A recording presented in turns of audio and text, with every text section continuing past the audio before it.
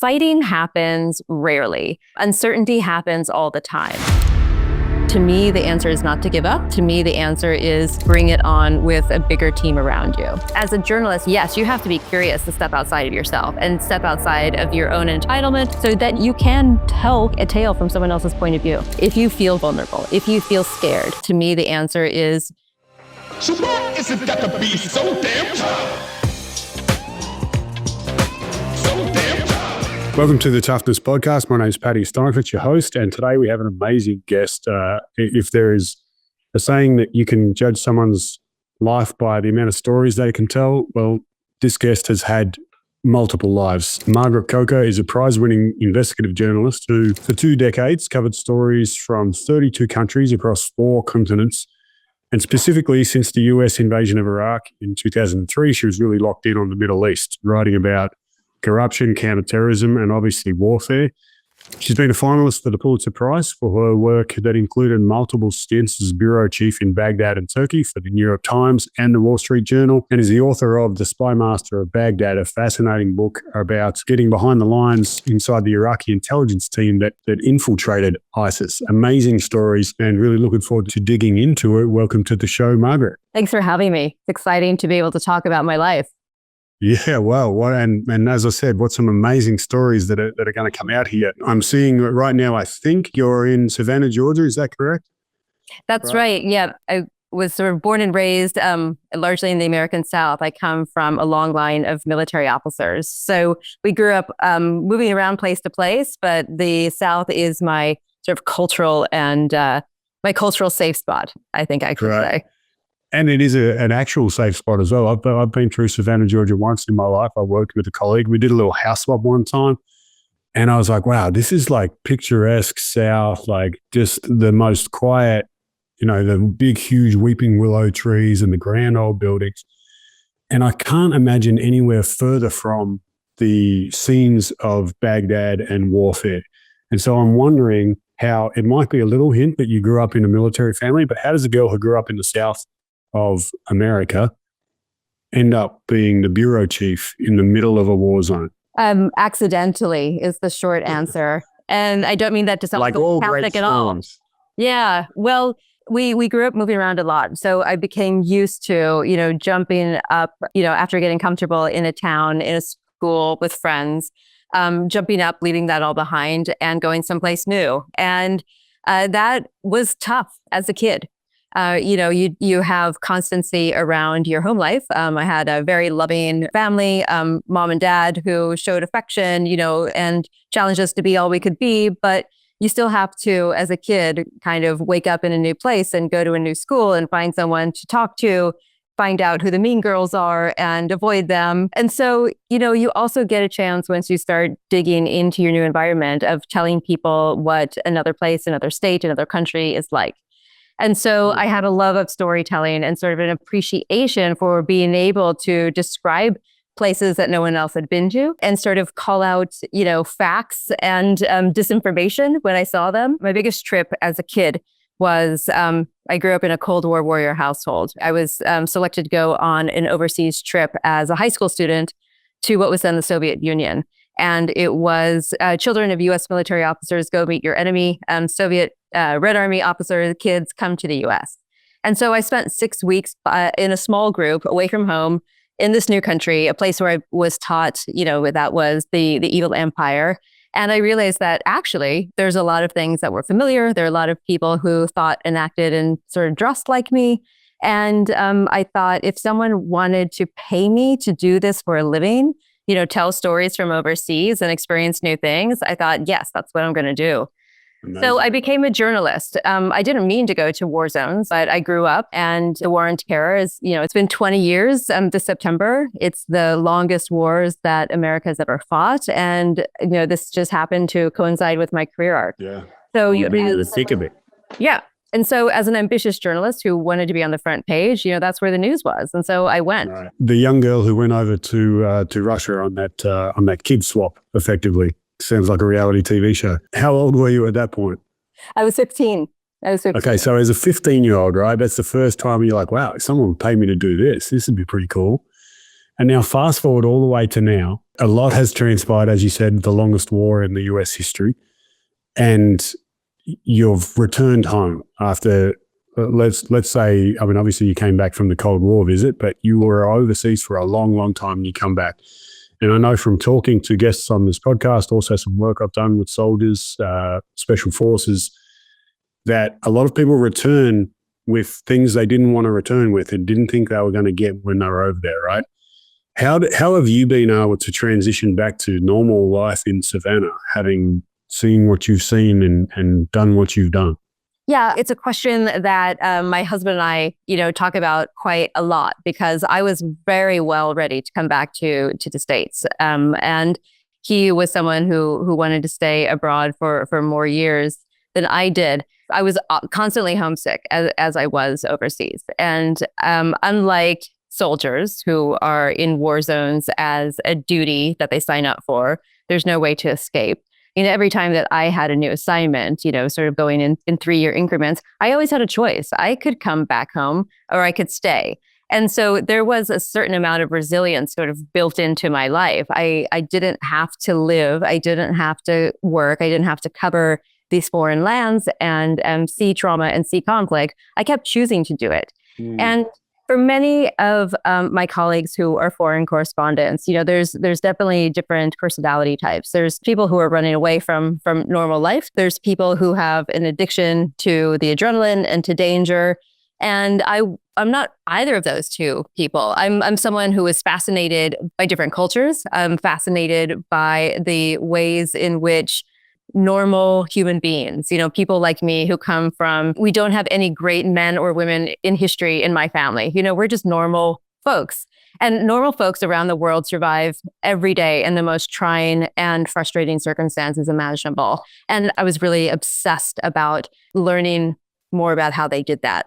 Because it is those people really that then build the backbone of a nation and help villages and countries get through trauma. Yeah, so normally a question we ask most of the performers or people do, I would include you in that as a performer. You're obviously a writer and artist, but sometimes you're presenting to camera as well. And there's a lot of stuff that goes on, which we'll explore later in the episode around what you have to deal with while you're doing that. But normally on this show, we'll ask people who are on the front lines in their arenas, what does toughness mean to you? What in your experience? But you might have hinted there that your definition is much more about the everyday person who can get through whatever, right? We're all just trying to perform day to day and get through.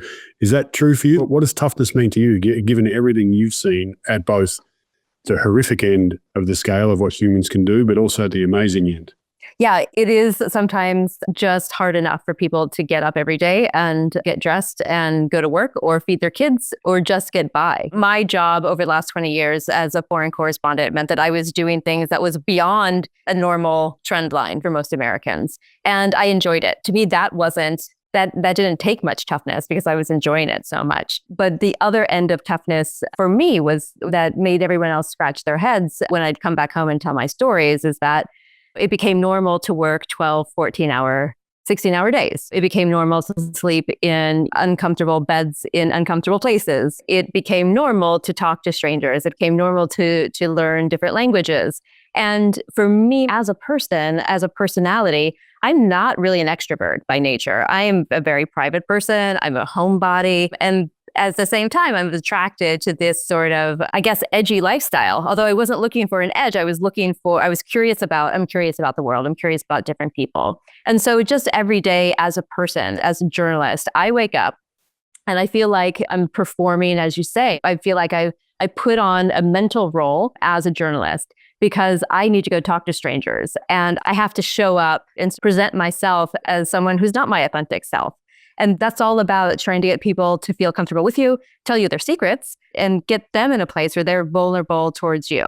Yeah, and absolutely it's hard. And I think, so you mentioned there that it's really tough for just everyone these days, dealing with COVID, all of the uncertainty around that. But that word uncertainty really defines a lot of your work in those battle zones where the uncertainty isn't just, is my boss going to yell at me today, or am I going to have a positive COVID test? It's like, could I be captured and killed?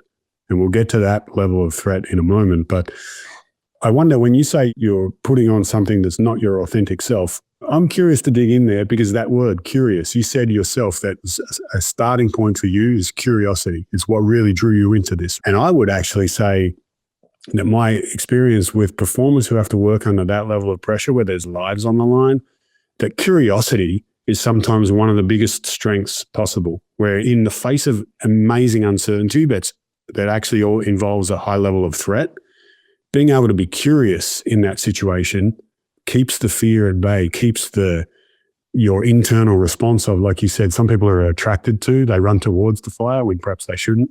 Some people are running away from something else.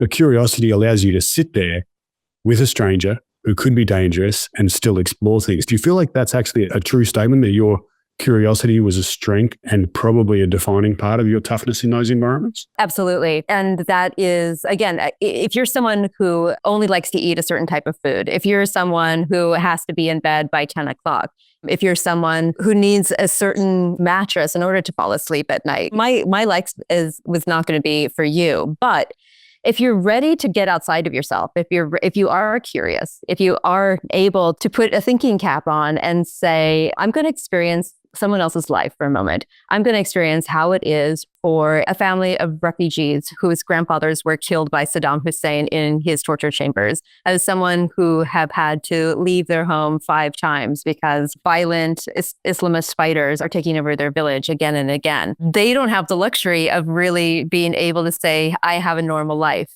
And when you are ready as a journalist who has to tell their stories, yes, you have to be curious to step outside of yourself and step outside of your own entitlement and step outside of your own expectations so that you can tell a tale from someone else's point of view.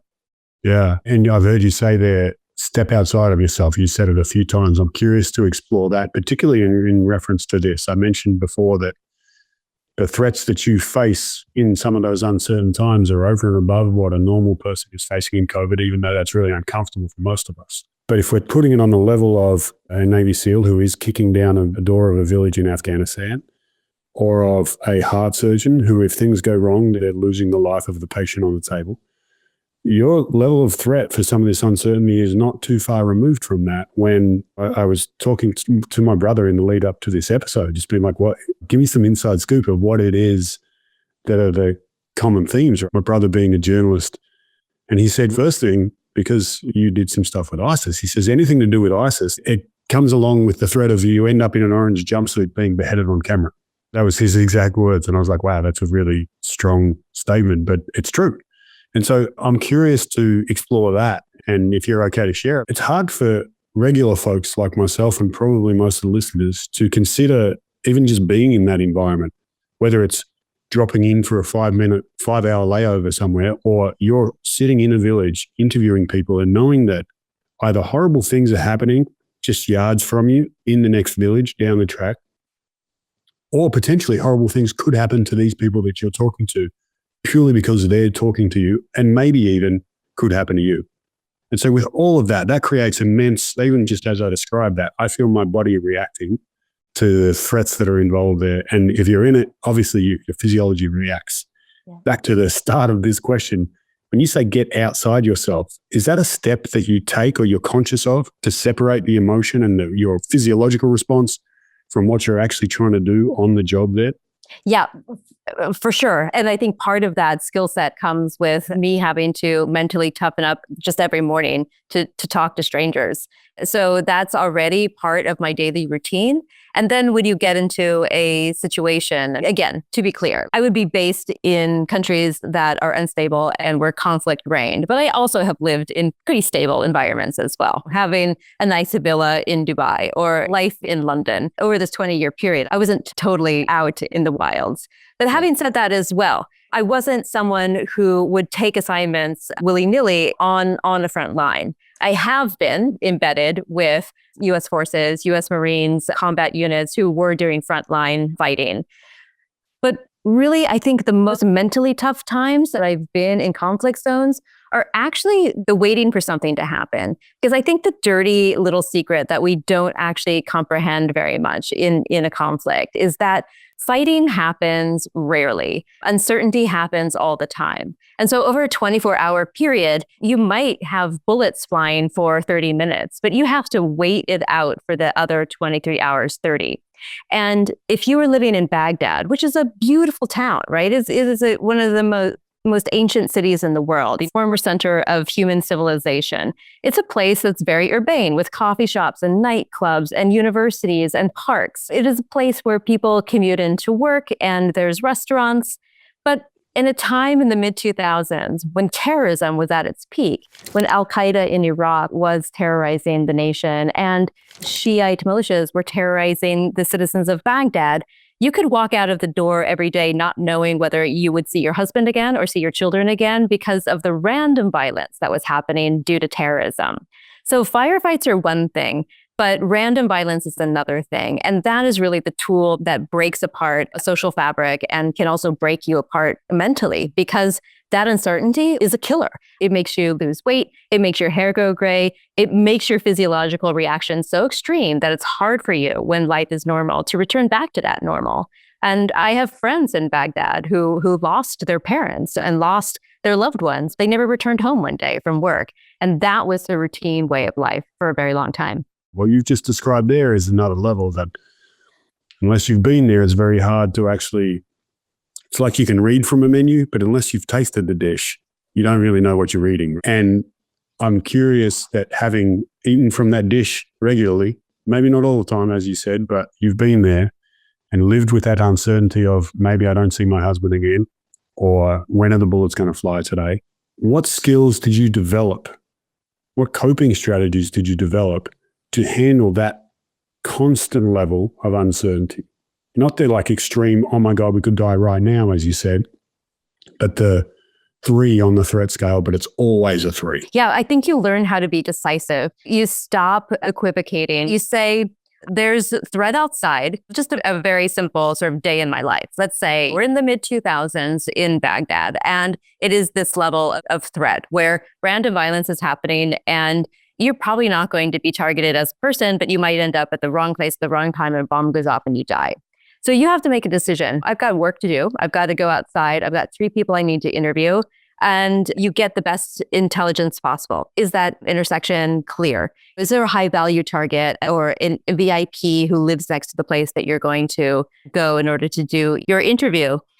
You say, how important is that interview? What's the actual risk and reward factor every day? Should I go out to dinner tonight or not? And you learn to live with your decisions, right? You learn to say, I can't be scared. The risk is there and I've got to live. And so you start to create a pattern of decision making, I think, that helps back in normal life in America, right? You can be paralyzed by your choices. You can be paralyzed by fear. And sometimes you just have to say, I can only do so much.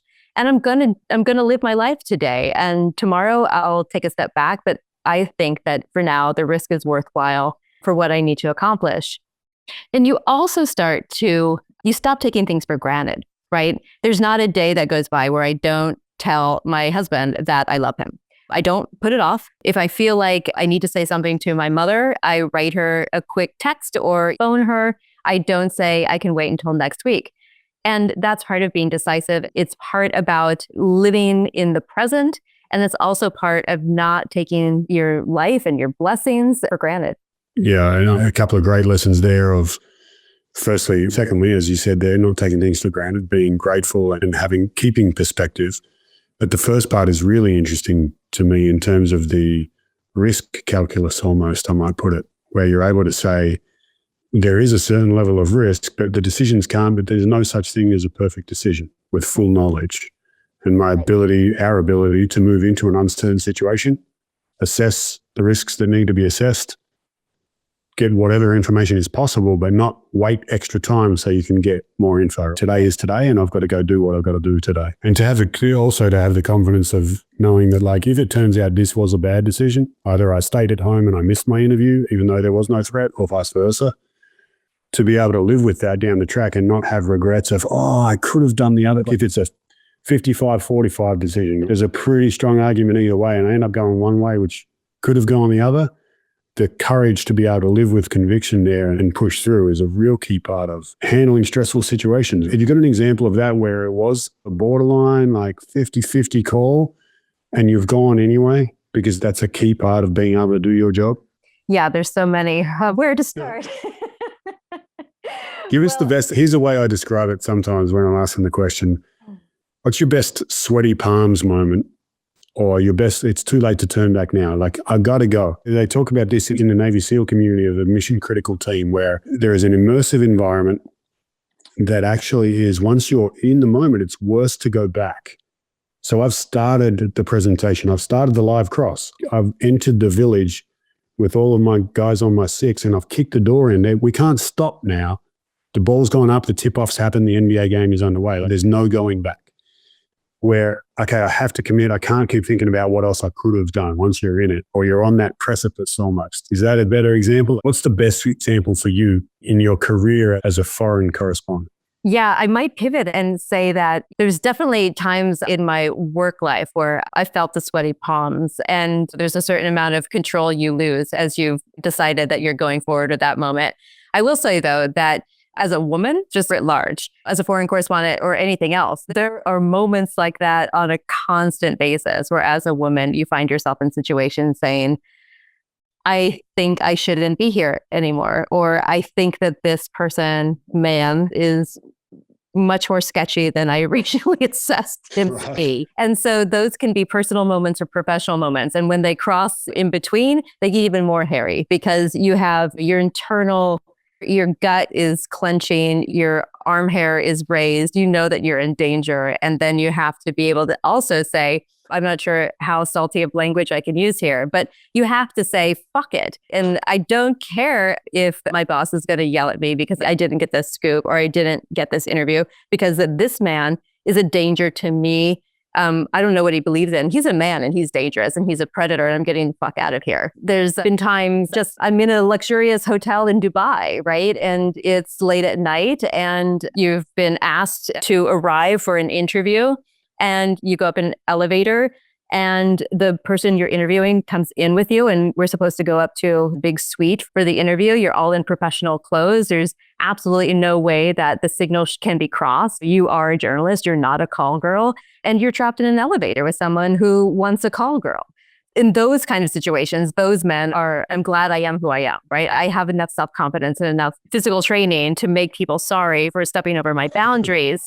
But those are the decisions that I beat myself up for more, because if I wasn't there to do my job, I wouldn't be there at all. And those are the situations where I feel like I should somehow know better. It's easier to navigate sometimes a conflict zone because the warning signs are all there in front of you, rather than be in a situation which actually feels quote unquote normal, where there are professionals in New York and London and Sydney, all over the world. Women have to grapple with those sorts of things all the time. And sometimes on one-on-one situations, I feel like I might not understand the body language of threat as much as I understand the threat levels in uncertain conflict zone, if that makes any sense. It makes sense logically to me. Yeah. Obviously, I haven't lived that experience. Sure. But it is a great example to me of the crossover between some of these skills that we're talking about at the coalface and the fact that it applies to everyday life situations, perhaps even more importantly, in some instances than just how well you can handle an interview in a village in Baghdad. There's probably 9 out of 10 women listeners will have had an experience like that. You don't have to go overseas and you don't have to be in an unpronounceable place in order to feel a threat to your person. And what I think is the trick, especially as women, is not to beat yourself too hard about getting into those situations where you have no place to run, your control is limited, and still realize it's actually not your fault. It's not your fault that this shit is happening to you right now. Yeah, a really interesting example that you shared at the start of that story around your ability to say, fuck it. I don't care if my boss gets angry, or I don't care if I lose this lead, whatever it is. Like, there's a core value of my own personal safety that I need to do. And that's a tough thing to do. I'll use a A different example, but a similar premise, that Simone Biles standing up and pulling out at the start of the Olympics final with her team has been, in some instances, celebrated, in some instances, absolutely torn to shreds because it's selfish and it's prima donna, it's all these things, right? But in essence, that's the same decision, the same stance of, no, fuck it.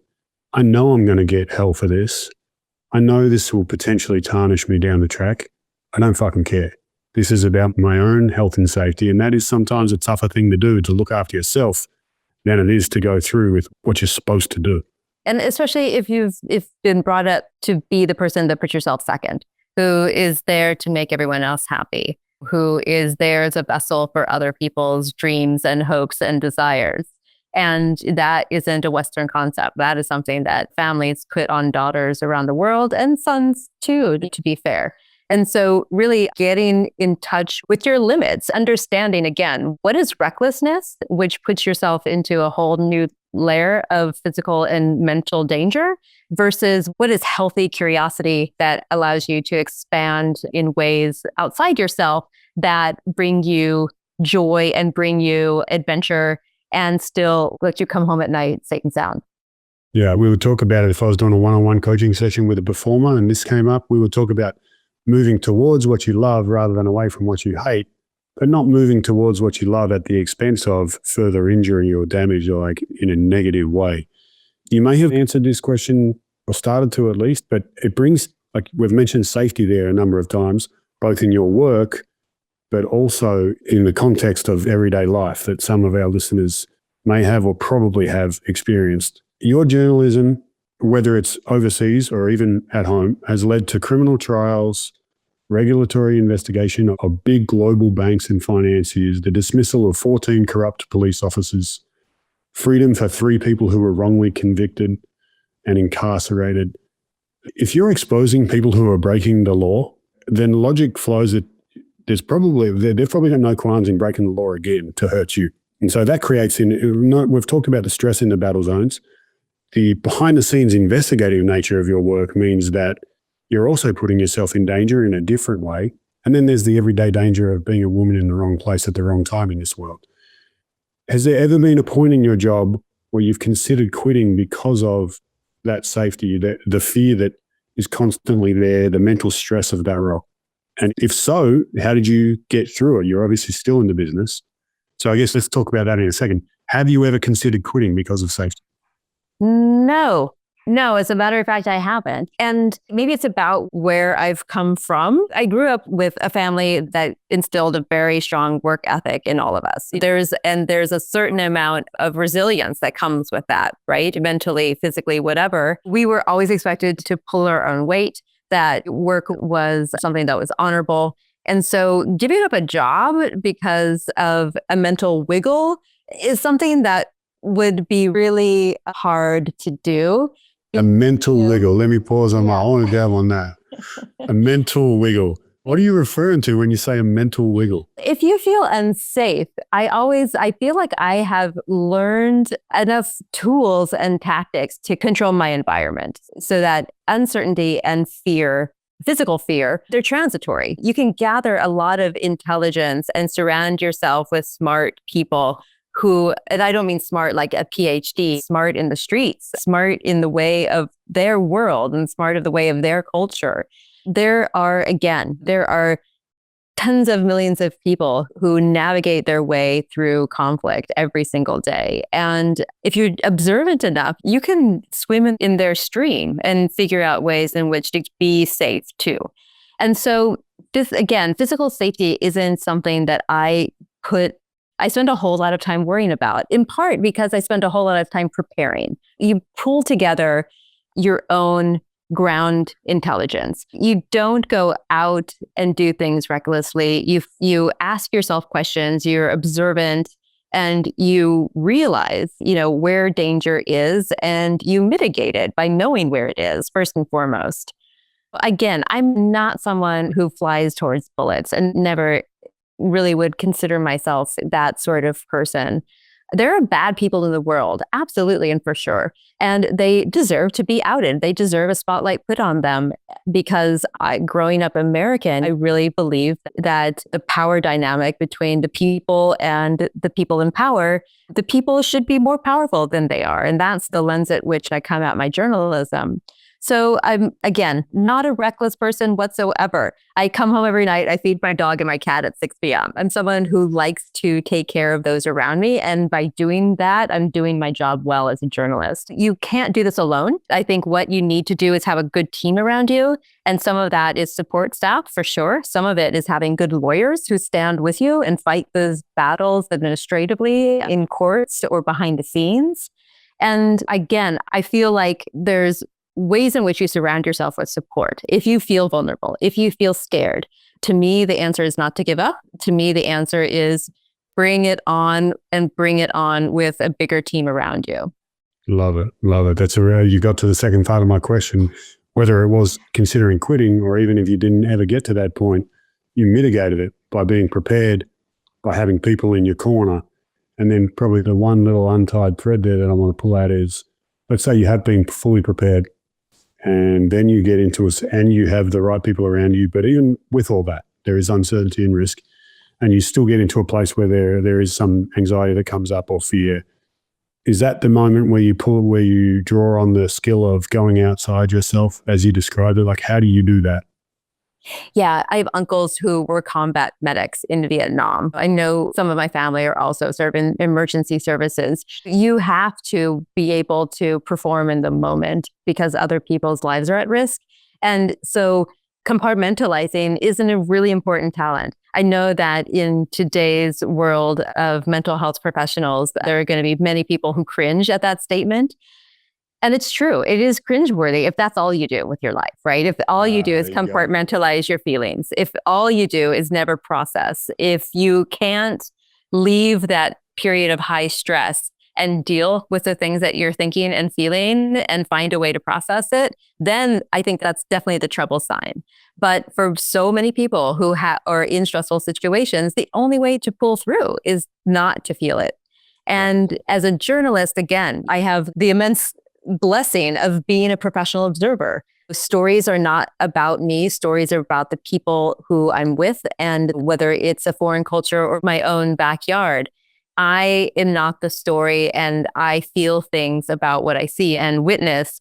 And then I have to bring those home. And then I have to find out the support system that can help me process that later on. And so that leads to a great example there of, yeah, we got to compartmentalize, but you touched on a very important point. That is a vital skill when you're dealing with stress and high stakes. But it also is, if it's overused, like any strength, if you only do that one thing, you're going to get yourself into trouble. So for you, who was that, or what was that process for you to be able to compartmentalize? But then when you did have time and space, how did you process that stuff? Did you have a support base? Was it your husband? Was there someone? Did you go to therapy? What was that for you? Yeah, I've done both, actually. And if I didn't go to therapy, I would have lost my husband. And then being able to talk not just about my work with my husband. My husband's actually in the same profession. So it really is not about what you witness every day. It's allowing yourself to be vulnerable in who you are, being able to actually turn off your work life and turn back on your more authentic self and be comfortable in that.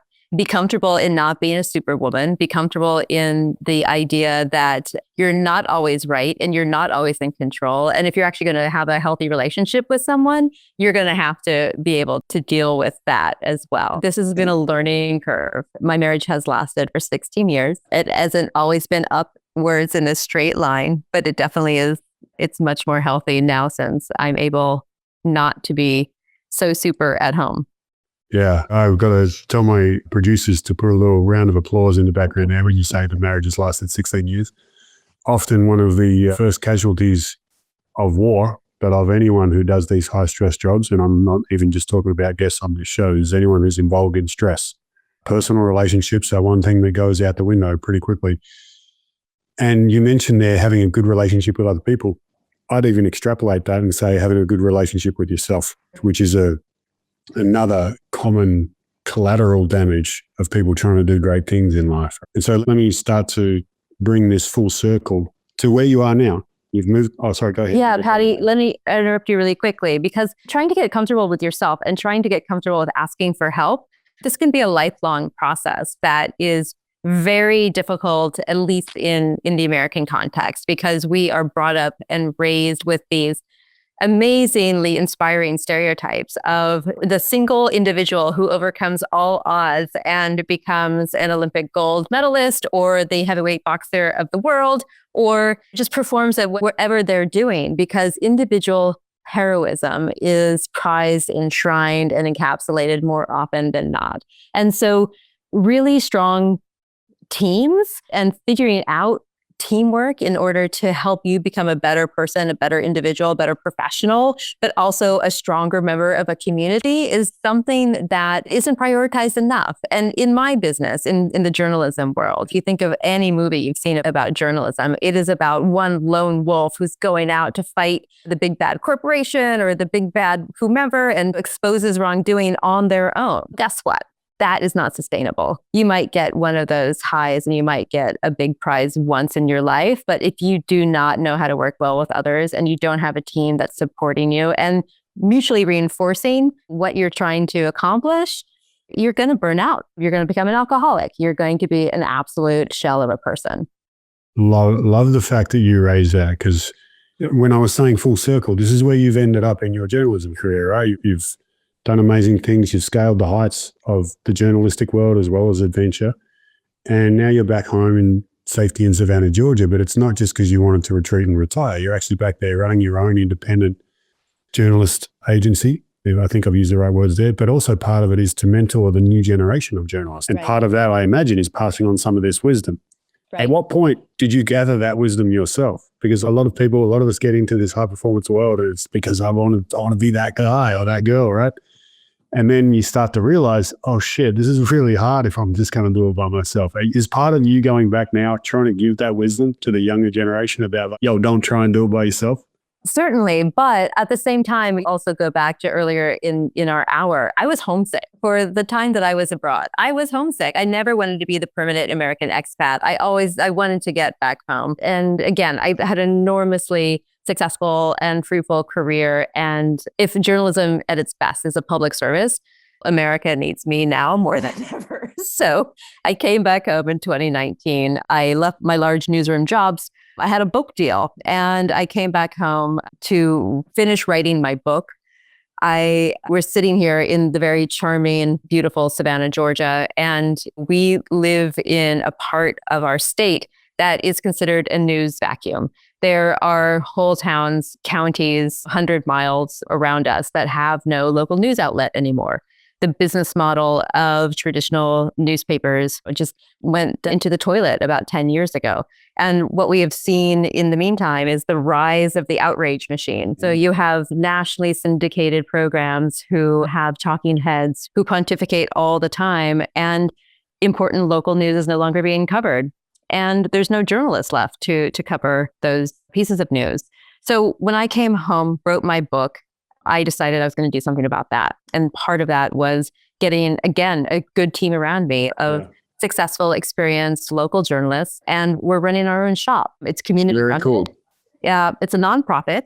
So we're not chasing clicks and we're not chasing ads. And we really have a chance to serve the community in a way that you don't need to when businesses who want to advertise with you are looking for a certain targeted demographic. So yeah, it's been a really important and really exciting pivot in life. Yeah, I'm really glad to hear that description there, because having lived in America since the middle part of Obama's second term, so I was there for about 8 years, or have been a resident for about 8 years. One of the things that has stood out to me as it's gotten worse, obviously over the last few years, is the outrage machine, as you described there, and the shift. And I playfully wrestle with my brother on text messages and calls occasionally about like where media is going versus where we would like journalism to be.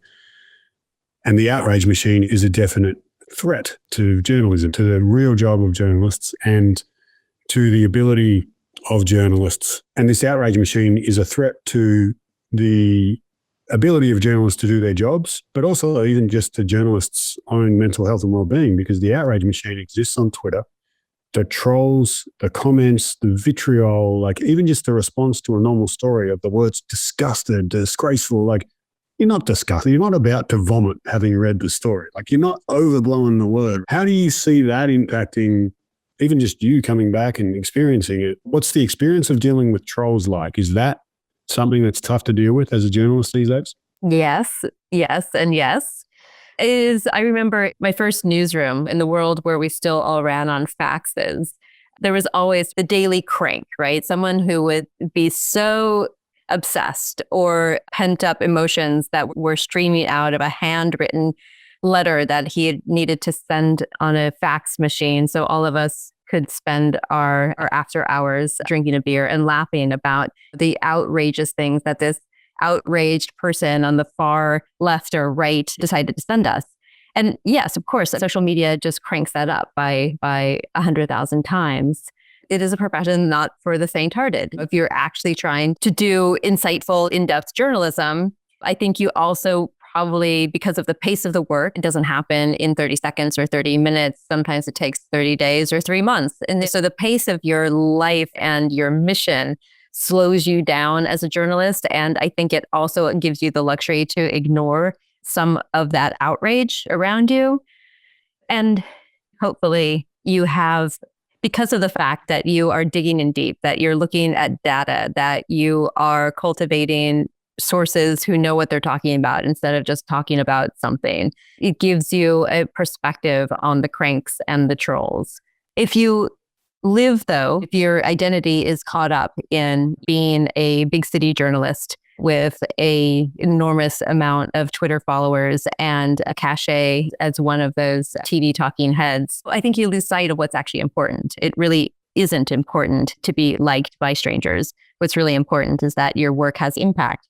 And I can say quite definitively, that's the kind of work that we're doing here.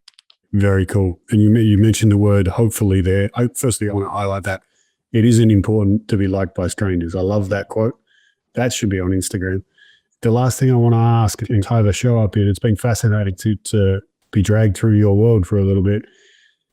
Given everything you've been through, and particularly the latest branch of your work in this not-for-profit, trying to bring real journalism back into the center of it, what do you hope your work leads to? Either when you're sitting doing an investigative piece, or you're in a trouble spot and you're trying to bring out the story of a normal person or expose something that should be exposed. But even in your work as a mentor to other journalists, what's the hope for you in doing that work? Yeah, I'm going to give you an answer, and I'm going to challenge you and your listeners to go to our website and see how real my answer is. So listeners, my news organization in coastal Georgia, we're called The Current, like the sea current. And you can find us at thecurrentga.org. The GA is for Georgia. What we're trying to do is put together, curate, and write our own in-depth coverage of our communities. And you're going to come to our website and not see things you've ever seen before, in large part because you might not have ever been to Savannah or Brunswick or Liberty County. And these places are unique and beautiful. They have stubbornly high poverty rates and extraordinarily rich people all living cheek by jowl. Because we're not in a major metropolitan area, we are forgotten. But the people who live here are real people with real problems and real hopes and dreams. And so when you read what we're doing at The Current, you're going to see things that impact people across the state of Georgia. For example, last year, we ran the first ever data-driven investigation into the state's school choice program, which is it's a way that taxpayers can help fund private schools across the state. It was passed in order to help low-income kids who are stuck in failing schools have better education choices and outcomes. Nobody had ever looked to see if the promises were being fulfilled, and we did. And so we found out some very basic things, like over a 10-year period, we can't even tell how many scholarships were given via this pot of money that reached $600 million. We have no idea. No one's ever audited some of the operators who are handling this money and giving out the money. Some of those people are fraudsters, or actually convicted fraudsters. So no one was shepherding this money. No one was actually helping low-income kids. Our stories ran last year. The outrage was real. And I think this is where outrage matters. And it led to pressure to get the state law amended so that people who it was supposed to help are actually going to be helped now. We live in the shadow of the town where Ahmaud Arbery was killed. Nobody is actually looking at the way in which that police force has failed people for an entire generation. And we are. CNN will come down and cover the trial. NBC, the big global networks will come and cover the trial, but no one's actually going to look in depth and see how many other people have been victimized by this force. So that's the kind of impact that we are going to have on our community. And that's what I want people, when they read it, to say, I've learned something new. And also, I'm now empowered with some information that'll help me improve my own life. Yeah. I hear you describe those two examples, which are great ones. And I do encourage people to get to the website. And we'll talk about Twitter following in a second in terms of people who can follow you along in particular. But the three words that have come up commonly through common themes here are clearly, so we started with curiosity. Then there was the courage to be able to sit in that curiosity. But at the core of it all is care. You're caring for the people who need help, who are potentially caring for issues that need to be exposed. And for that, you should be applauded. So thank you for your work. Thank you for sharing your story with the rest of the group. For those who do want to find you and follow your amazing work of curiosity, courage, and care, how do they find you on Twitter? Yeah, I'm Mideast Margaret. That goes back to my former life. And also the book that you mentioned that is out now is called The Spy Master of Baghdad. That does not have its own Twitter following, but Mideast Margaret, you can find more about my book and about my life here in Savannah. Fantastic. Margaret Coker, really appreciate you sharing your amazing journey with us, and just another leg coming up of that trip around the world and through many famous and not so famous places. You're having a huge impact. Thanks for sharing your story, and look forward to following the current GA as it continues to grow. Thanks for the conversation.